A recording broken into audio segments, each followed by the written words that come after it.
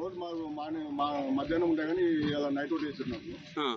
ఇక టిప్పర్ ముంగలు ఉన్నాయి, నాకేం ఓటే చేయలేరు. నేనే వాళ్ళ వెనకాల ఉన్నా.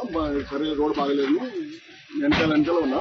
2 బైక్ వాళ్ళు ఉన్నారు కాబట్టి వాళ్ళు మాట్లాడుకుంటూ వస్తున్నారు. బైక్ వాళ్ళు స్లోగా అవుతారు. వాళ్ళ ఓటే చేయడానికి పోయి రాంగ్ సైడ్ వెళ్ళిపోయారు. టిప్పర్ వాళ్ళు పోతే ముంగలకి వెళ్ళి బస్సు వస్తే లెఫ్ట్ కట్ చేశారు. కట్ చేస్తే అది లోడ్ బండి కాబట్టి రోడ్ జర కింద మీద ఉంది, బ్యాలెన్స్ అవుతాయి. టిప్పర్ బస్సు చూసుకొని మరి అంతే దుంకినాం. దుంకి మా కండక్టర్ సారు మేము కానిస్టేబుల్ కూడా పాపం నెట్టి తగలింది. ఆ బస్సులోకి వెళ్ళి దిగింది. ఆయన కూడా సాయం చేసిండు, అందరూ దింపిండు. ఆ దెబ్బ తగ్గితే కూడా చాలా మంది ఎంప్లాయీస్ ఉన్నారు.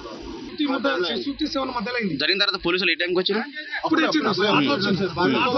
కొందరు పోలీసులు కూడా బస్సులో ఉన్నారు. వాళ్ళు కూడా దెబ్బ తాకింది. గవర్నమెంట్ టీచర్ కూడా ఉన్నారు.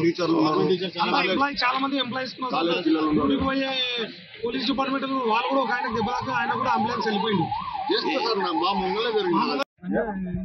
ఈ స్పాట్ లో హైదరాబాద్ నుంచి వస్తున్నాము. స్పాట్ లో ఇక్కడ జేసీబీ మన ఆర్టీసీ బస్సును యాక్సిడెంట్ చేసింది. స్పాట్ లో మేము నారంపేట డిపో మాది. మేము నారంపేట వెళ్తున్నాము. 1 నిమిషం 2 నిమిషాలు అయింది. అప్పుడే దిగి నేను మా డ్రైవర్ గారు పోయి సాధ్యమైనంత వరకు ఇట్లా కార్లో వాళ్ళు వీళ్ళు మా బస్సులో ఉన్న ప్యాసింజర్స్ కూడా కొంచెం టిప్పర్ పట్ట కంకరం తీసి ఒక 5-6 మంది మినిమం ఒక 10-15 మంది వరకు సేవ్ చేసి అంబులెన్స్ లో పంపించినాము. ఫస్ట్ చేసింది నా సెల్ నుంచి నేను 108కు కాల్ చేసింది. జరిగింది ఇది. ఒక 10 మంది మొత్తం అసలు కెపాసిటీ ఎంత బస్సుది? ఏమో కండక్టర్ 6 మంది 7 మంది ఉన్నారు. ఎంతమంది రండి? కండక్టర్ చెప్పింది డ్రైవర్ అందులో స్పాట్ లో పోయిండు. ఆ లేడీ కండక్టర్ ఆమె కూడా తలకు దెబ్బ తాకింది.